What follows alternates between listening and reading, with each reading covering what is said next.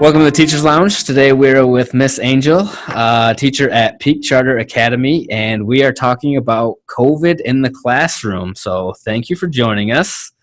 I think first things first, how is the school year going? It's going. I think it's honestly been a whirlwind, to say the least, for teachers, staff, parents, students. I think it really made us grateful for what we've been doing. Just being in a classroom full of students, which I know at times was so overwhelming, but now we're just like, oh, I want my kids back.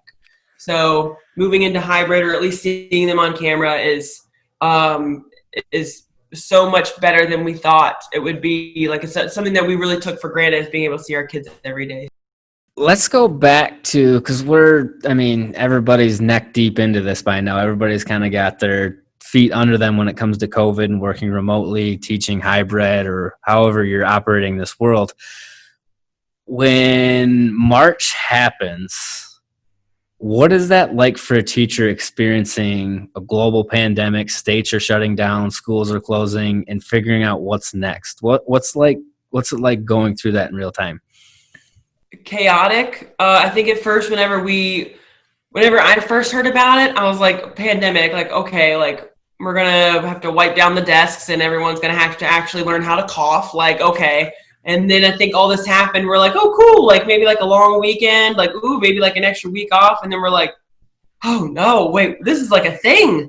Like, this is the thing. And it was just the more and more we kept learning about it, and the more communication we were getting from our administrators, it was just like, wait, what's happening? Wait, what are we supposed to be doing? Wait, how are we going to do that? Wait, what is that? What are these all new apps happening? I don't know how to use Google Classroom.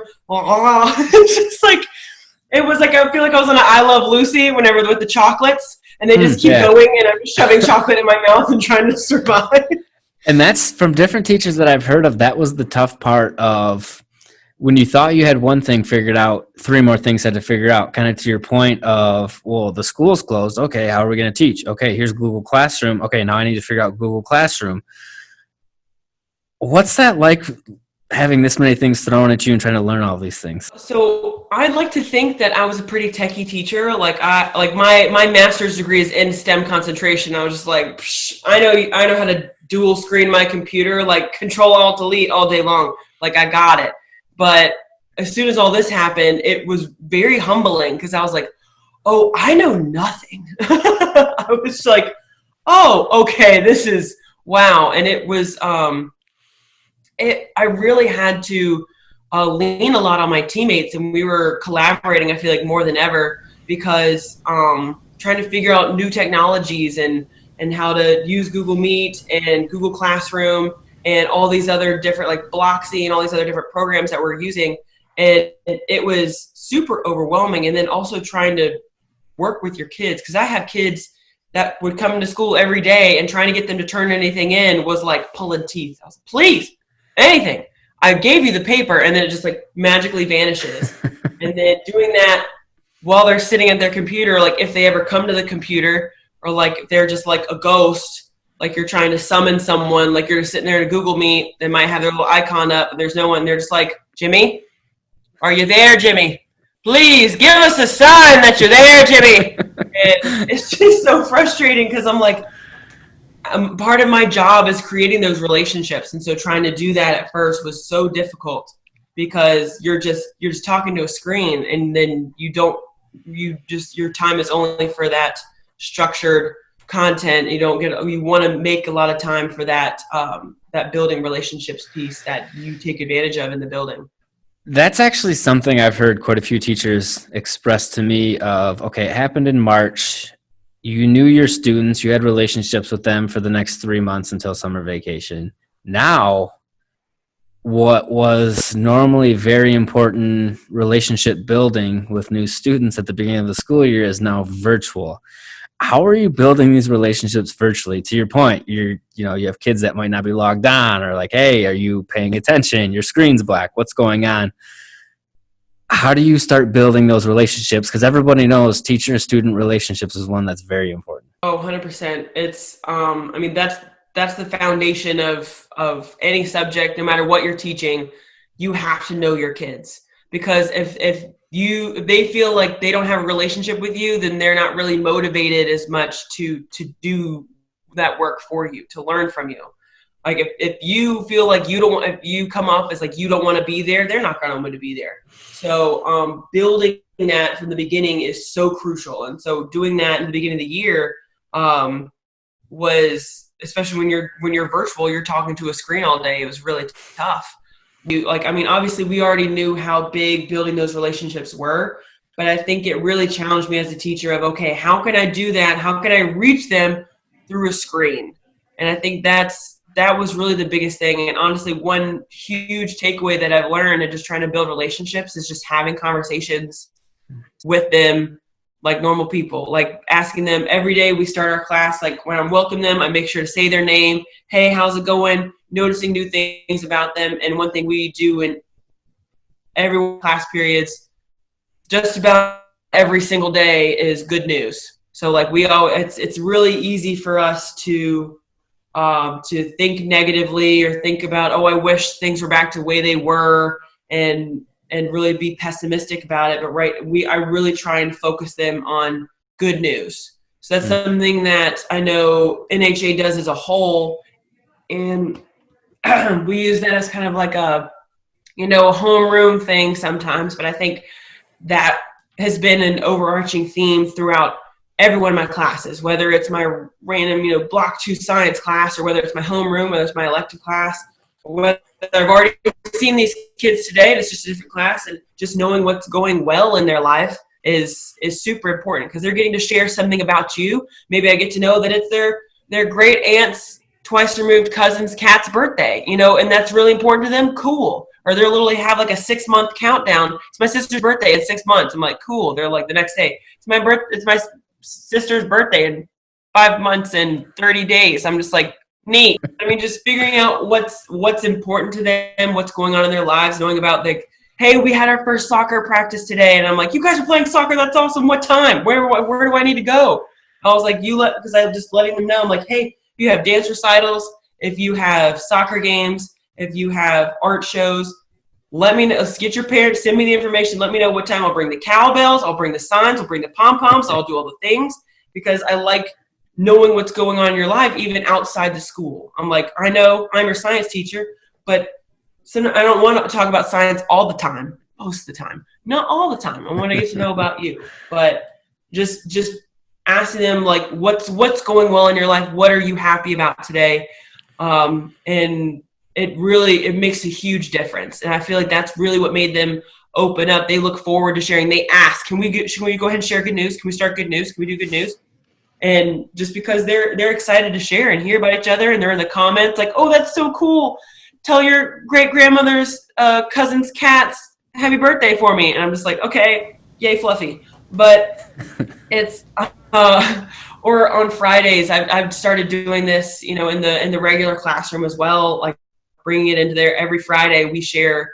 Every Friday is Grateful Friday. So tell me something that you're grateful for today, because I really want. It's so easy to have that negative attitude about, you broke a shoelace, you got your gum stuck in your hair, you hit your elbow on the door, like your little sister took the toy out of the cereal box. Like there could be a lot of things. So I'm like, well, what's something that you're grateful for today? And I'm like, it could literally be the fact that you have 2 working legs that walked you into school today. It could literally be that you got the strawberry Crystal Light packet for your water bottle.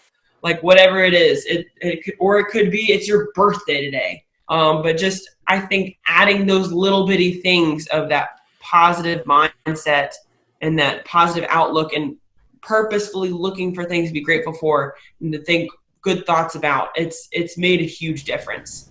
And it tells me more about the kid. It makes them share and, get along. Like they can make connections with their classmates. They're like, oh, no way, my brother's birthday is in 9 months. Like they just get really excited, and they feel like they're creating their own community, because we have new students that are starting a brand new school with kids they are only going to see in little boxes like the Brady Bunch. But so it's really tough for them. So I want to make sure that I'm making them feel more like we're a family. So I'm not a teacher, but the one thing that I think I've struggled the most with during this pandemic and working from home all the time and everything's virtual is there's no more cutoff anymore. You know, it used to be at 5:30, 5 o'clock, 6 o'clock, whenever the workday's over for us, you got to leave, you got to drive home. There was some sort of disconnect. And I know a lot of teachers take things home with them or stay after school, but normally there was some sort of disconnect. It was, okay, my day is over. Did you struggle with that at all, teaching virtual, where it felt like the school day all of a sudden was 20 hours long? In the beginning, I definitely think I had no limits. Like I was just working all the time. I felt like I was overwhelmed. I was always in a meeting or talking to someone, emailing or making lessons or trying to learn a new thing. And now I feel like now that we've got back in the swing of things and we've kind of gotten to a rhythm at some point, I'm able to like, okay, I have to set boundaries for myself, or this is going to be we're going to burn right out. So, just kind of checking in and making sure I make those boundaries for myself as well as my kids. How did you start making those boundaries for yourself to make sure you didn't get burnt out, to make sure you weren't working all the time, especially when you were teaching remote? Because there's still a lot of teachers out there that are 100% remote that I'm sure are going through exactly what you just described of constantly answering emails, in meetings, feel like you're never done, never caught up. How did you start building these boundaries, even just for sanity standpoint? So, I mean, because that's something that I know a lot of people are struggling with, and you know, people are looking to other people to say, how do I do this? How do I turn this off? You know, I'm working more than I ever have. I'm constantly home on my laptop. I feel like I can't get away from this. How do you start building those boundaries? I think for me, it's just making a schedule for myself and figuring out, okay, this is my list of things to do. When can I compartmentalize like my day? When can I find time to do this? And like once it hits, you know, I do the main things I have to do, and at whatever that cutoff point is, and especially now that I have a dog at home, it's my motivation to like, I need to get done to get home to my fur child to make sure. And because I know for a fact, I know me as a person. And the last time we talked, I'm like, if I try to take it home, it's not going to get done. Yeah. And that's actually one of the things I was wondering about with you is being home all the time now. Like that's the space of peace. That's the place of. This is my dojo of tranquility. Yes.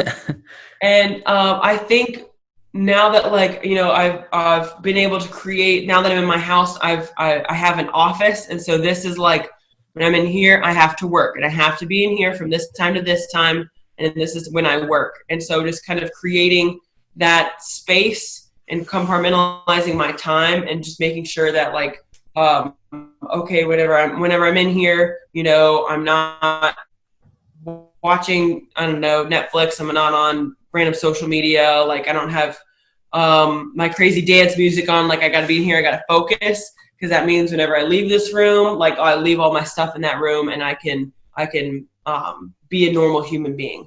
But I mean, there's definitely going to be times where I'm still grading stuff like while trying to watch The Office. Like it's going to happen. But it's doing my best to make sure that school stays at school so that I have a little bit of work-life balance. Because I think that's really what's wearing people out, is the fact that, like you said, it's just work nonstop all day long. It's not a 9 to 5 anymore. It's a 9 bar back down to 9. So just how important do you think those boundaries were to put on, that this is my school time, this is my school room, this is my school hours? Because in theory that's great to think of, but when 4 o'clock hits or 5 o'clock or 6 or whatever time you've given yourself comes, how important is that to say, okay, my quote unquote work time is done, even though I'm at home, I have to step away? Mm-hmm.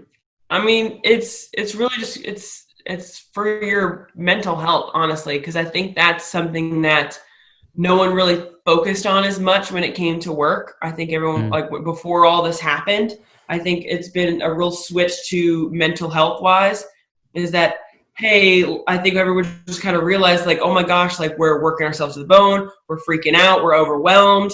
like everyone feels just like the weight of the world is on their shoulders. And so I know like our administrators have been working out like, hey, you have this half day, you have like this one meeting, and then the rest of the day is yours. Use this time to get your stuff done. And then at boom, this time you're good. Relax, get away from your computer. And it's just something that I have to tell myself, like, work hard now, relax later, and just to separate that time. Because honestly, it's all about that peace of mind. Because I mean, as a teacher, you're always going to be worrying about your students and the workload and whatever's going on with them. It's never something that you can really clock out of. That's part of the job. Mm-hmm. But what you can do is set those boundaries for you so that you are taking a little bit for yourself. And also it's helped me because my focus is like all over the place. I have the same attention level as my students. I'm just like, I am, whoo. So, I have to make sure that like, I keep myself on a schedule, like, just like I would tell my students, to make sure like you're using your time wisely, you're focusing on the task at hand, and you're rewarded with being able to do that free time later. And whether that's creating a certain space for you, whether that's making timers, I'm a very listy person. So I'm just like, I got my top priorities, and then like if I'm feeling like I'm really still focused, I'll go knock these out too.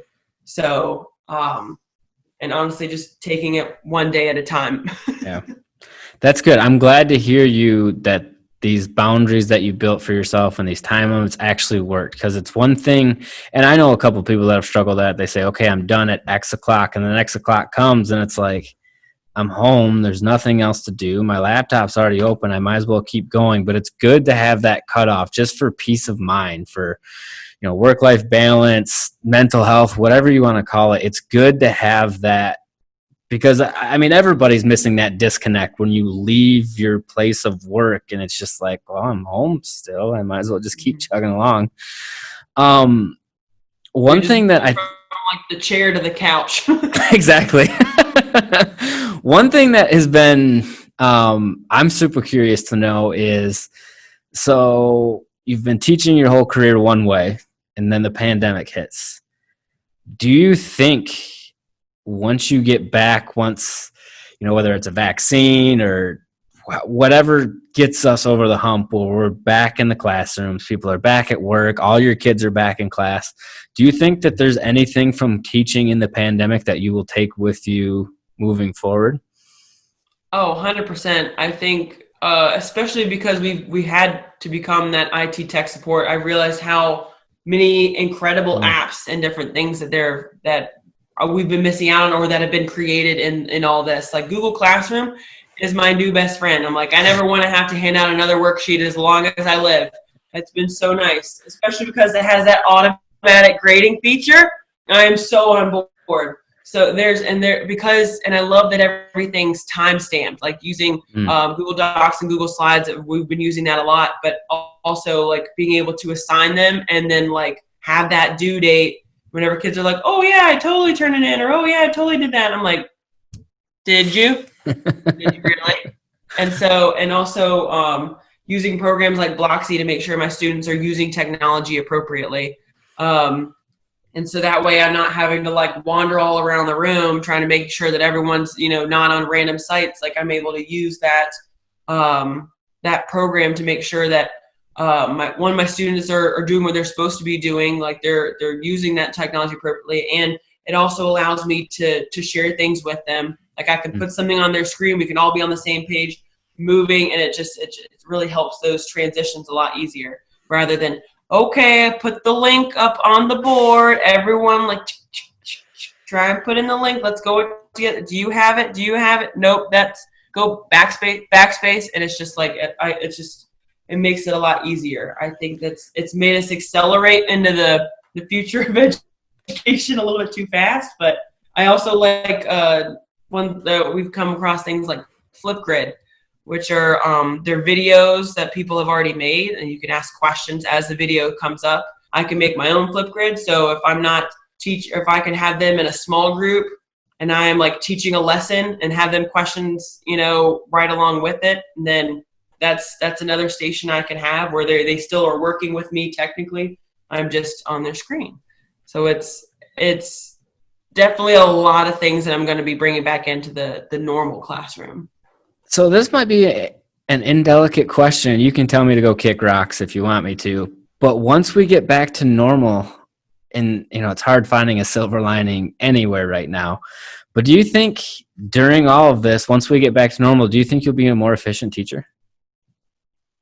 With the technology side, with kind of what you're talking about, with no more worksheets and doing stuff, everybody's individuals. Now you can do all of the stuff in Google in Google Classroom, in Google Sheets. You have timestamps, the grading features. Do you think that'll help moving forward once we're officially out of this? I mean, I definitely think it's going to help. Will it make me more efficient? Maybe like because we've been practicing with it so much and kids will be so used to it.